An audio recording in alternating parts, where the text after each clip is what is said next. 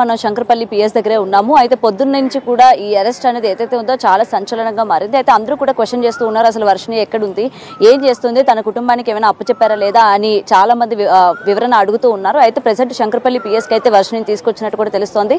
అయితే Varshini present CI గారి ఆధ్వర్యంలోనే ఉంది. అయితే తను ఇక్కడ నుంచి మంగళగిరి పోలీస్ స్టేషన్ దగ్గరికి, అంటే ఆల్రెడీ మంగళగిరిలో కేసులు కూడా నమోదైనాయి కాబట్టి అయితే మంగళగిరికి తీసుకువెళ్ళిన తర్వాత అక్కడ వాళ్ళ పేరెంట్స్ కి అప్పచెప్తారా లేకపోతే ఇక్కడే అప్పచెప్తారా అనే దానిపైన కూడా ఇంకా క్లియరెన్స్ రాలేదు. అండ్ రీహాబిటేషన్ సెంటర్ అంటారా, అండ్ ఇప్పటి నుంచి కూడా అమ్మాయి కొంచెం మానసిక పరిస్థితి సరిగా లేకపోవడం కావచ్చు, లేకపోతే నేను శ్రీనివాస్ దగ్గరే వెళ్తాను లేకపోతే శ్రీనివాస్తో ఉంటానని మాట్లాడి మాట తీరు కావచ్చు, ప్రతిది కూడా నిజంగా అమ్మాయికి కొంచెం ట్రీట్మెంట్ అనేది అందజేయాలి. సో పోలీసుల ఆధ్వర్యంలోనే ఉంచి ఆ రీహాబిటేషన్ సెంటర్ కి తీసుకెళ్లి కొంచెం క్లియర్ చేసి తీసుకురండి అని చెప్పి కూడా ఇక్కడ వాళ్ళ పేరెంట్స్ కూడా రిక్వెస్ట్ చేస్తున్న పరిస్థితి కనిపిస్తుంది. సో ఏదేమైనా సరే సో నిజంగా తనని అక్కడ మంగళగిరి తీసుకెళ్తారా లేకపోతే ఇక్కడి నుంచే వీళ్ళతో పాటు పంపిస్తారా అన్న విషయాలు కూడా ఇంకా తెలియాల్సి ఉంది. అయితే ప్రెసెంట్ మనతో పాటు విష్ణు కూడా ఉన్నారు. మరి విష్ణు పోలీసుల్ని ఏం డిమాండ్ చేశారు ఏంటి అనేది కూడా ఒకసారి అడుగుదాము.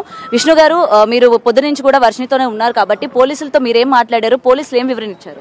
పొద్దున్న 7 గంటలకు వచ్చామండి మేము. 7 గంటలకు ఫస్ట్ మొకిలా పోలీస్ స్టేషన్కి వెళ్ళాం. మొకిలా నుంచి మళ్ళీ ఇంకొక పోలీస్ స్టేషన్కి తీసుకెళ్లారు. మళ్ళీ అక్కడి నుంచి మేము క్యాబ్ బుక్ చేసుకొని మళ్ళీ ఈ పోలీస్ స్టేషన్కి వచ్చాం. ఈ పోలీస్ స్టేషన్కి వచ్చిన దగ్గర నుంచి మాకు ఎటువంటి రిప్లై ఇవ్వలేదు. లోపలికి వెళ్ళినా కూడా బయటకు వచ్చి అన్నారు, ఇక మమ్మల్ని ఏం పట్టించుకోవట్లేదు. ఇందాక నేను గట్టిగా లోపలికి వెళ్ళి అడిగితే ఆ అమ్మాయికి ఇష్టం లేదు మీతో రావడం, ఆ అమ్మాయిని మేము ఇలా రీహాబిలేషన్ సెంటర్కి అలా పంపిస్తామని మాట్లాడారు.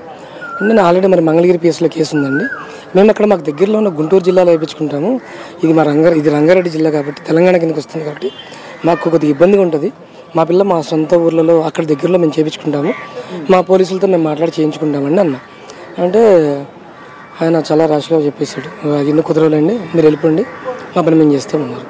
నేను ఆ తర్వాత అందరికీ చెప్పడం జరిగింది, వాళ్ళ అమ్మ నాన్న వాళ్ళ అన్నయ్యని అందరినీ పిలిపించి విషయం చెప్పడం జరిగింది. ఇప్పుడు ఏదైనా అంటే ఇప్పటి వరకు మీతో ర్యాష్ గా బిహేవ్ చేశారని చెప్పారు కదా, మరి ఆ తర్వాత ఇప్పటి వరకు ఆ పిల్లపైన ఎటువంటి కేసు నమోదు చేయలేదు, అంటే పోలీస్ స్టేషన్ లో పెట్టుకున్న రైట్స్ లేవు 6 తర్వాత ఒక లేడీని, మరి ఇప్పుడు ఎక్కడికి పంపిస్తారు ఏంటి అన్న ఇన్ఫర్మేషన్ ఏమైనా ఉందా? లేదండి, ఇప్పుడే మాటలు జరుగుతున్నాయి లోపల, ఏంటనేది ఒక 10 నిమిషాల్లో తెలిసిద్దని అనుకుంటున్నాను. మీరు వర్షిణితో మాట్లాడారా? ఒక్కసారి మాట్లాడాను, తను కూడా చాలా ర్యాష్ గా బిహేవ్ చేస్తుంది. అంటే మిమ్మల్ని కొట్టే ప్రయత్నం తిట్టడమే చేస్తుంది, కొద్దిగా బూతులు కూడా వాడుతుంది గట్టిగానే. ఏంటంటే ఆ మందుల ప్రభావం కొద్దిగా ఉంటుంది కదండి, కొద్దిగా వాళ్ళ వల్ల వచ్చిన సమస్యలు ఉంటాయి కదా, ఆ సమస్యలతోనే తను బాగా నలిగిపోయింది. కాళ్ళకి చెప్పులు వేసుకోకపోవడం వల్ల కాళ్ళు పాడైపోయినాయి, ఫేస్ పాడైపోయింది, మొత్తం బాడీ పాడైపోయింది. మొత్తం వర్షిణి ఇంతకు ముందులా లేదండి, మాక్సిమం 6 months అబవ్ పడుతుంది. మళ్ళీ అమ్మాయి మనిషిగా మారాలన్నా అంతకుముందున్న వర్షంలాగా తయారవ్వాలన్నా 6 నెలలు పడుతుంది. అంటే ఏ విధంగా ఉంది, మీరు దగ్గర నుంచి చూసారు కాబట్టి ఇంతకు ముందు ఉన్నంత ఆ చామదంతా లేదంటున్నారు, అమ్మాయి నీరసంగా ఉందా, అంటే తిండి తినలేని వాళ్ళు ఎలా ఉంటారో అలా ఉందా, లేకపోతే మీకు ఏమైనా తేడా కనిపించిందా అమ్మాయి ఫేస్? నేనైతే బాలకృష్ణ గారు, మన కాశీ బాలకృష్ణ గారు చెప్పిన దాన్ని నేను ఏకీభవిస్తాను ఫస్ట్ నుంచి.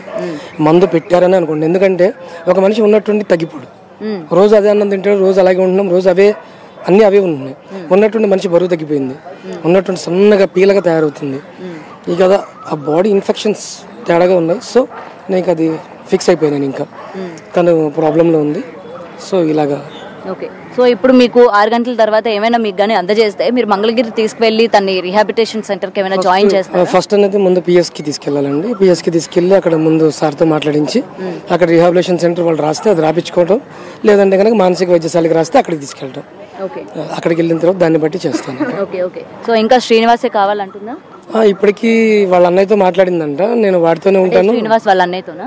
లేదండి, మన వర్షి వాళ్ళ అన్నయ్య ఉన్నాడు కదా, హర్ష ఉన్నాడు కదా, హర్షతో మాట్లాడింది. నాకు వాడే కావాలి, మళ్ళీ వాడు 10 రోజులు బయటకు వస్తా అని చెప్పాడు నాకు, నేను వాడితోనే ఉంటాను, నాకు మీరు ఎవరు అక్కర్లేదు, నాకు చెప్పే వెళ్ళాడు అన్ని, మీతో కూడా ఉండద్దని చెప్పాడంట అని చెప్పి వెళ్ళాడంట. 10 రోజుల్లో వస్తాడని శ్రీనివాసే కన్ఫర్మ్ చేసేసుకున్నాడు. 10 రోజుల్లో అన్ని ఆయన కన్ఫర్మ్ చేశాడు కదండి మొదటి నుంచి కూడాను పోలీసులతో. కానీ ఇప్పుడంటే అందరు కళ్ళు తెరిచారు కాబట్టి ఓకే, అంతకు ముందు ఇలా లేదు. ఇప్పుడు డిపార్ట్మెంట్ కూడా గట్టిగా మాట్లాడుతుంది, ఒకప్పుడు ఎవరు ఇలా లేరు, కనీసం కేసు కూడా తీసుకోలేదు ఎక్కడ. మేము అంతకుముందు షామీర్పేట వెళ్ళినప్పుడు అయితే ఎవరు పట్టించుకోలే.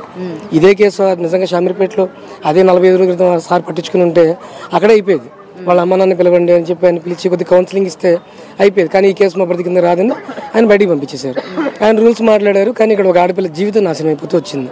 ఈరోజు చూస్తే మీరు చూస్తున్నారు కదా, పెళ్లి పేరెంటాలని, వాళ్ళ శోభనాలని, పిల్లలని, ఏంటి చండాలం అంతా. నిజంగా 2 రాష్ట్రాలు వీళ్ళకి చచ్చిపోతున్నారండి. సో ఇప్పుడు అమ్మాయి నేను రాను పోలీస్ స్టేషన్ లోనే ఉంటాను అని అంటే ఏమంటారు? తను ఇంకా మీతో రాను, నేను పోలీస్ స్టేషన్ లో ఉండడానికైనా ఇష్టపడతాను అని అంటే ఏం చేస్తారు? అవే మాట్లాడుతున్నారు లోపల మాట్లాడుతున్నారు, దాన్ని బట్టి ఏదైనా చేస్తాను. సో ఇదండి ప్రెసెంట్ మనకి విష్ణు మాటలలో కనుక చూసుకున్నట్టయితే ఇటు పోలీసులు కూడా మొత్తం కూడా అసలు ఏం చేస్తారు ఏంటి అన్నది అయితే ఒక గోప్యంగానే పెట్టారన్న విషయం అయితే ఇక్కడ క్లియర్ గా కనిపిస్తుంది. ఎందుకంటే వర్షిని కూడా ఇష్టపడటం లేదు తన తల్లిదండ్రులతో వెళ్ళడానికి కానీ లేకపోతే ఎక్కడైనా ఉండడానికి కానీ ఇష్టపడట్లేదు. ఎందుకంటే తన శ్రీనివాస్ చెప్పాడు తల్లిదండ్రులతో వెళ్ళొద్దని చెప్పాడు, అలాగే ఇక్కడ ఎవరితో కూడా ఉండొద్దని పర్టికులర్ గా చెప్పాడు. కాబట్టి నేను ఉండదలుచుకోవట్లేదు, కావాలంటే నాకు జైల్లోనైనా వేయండి, లేకపోతే నా శ్రీనివాస్ 10 రోజుల్లో వస్తాడు, నేను ఇక్కడే ఉంటాను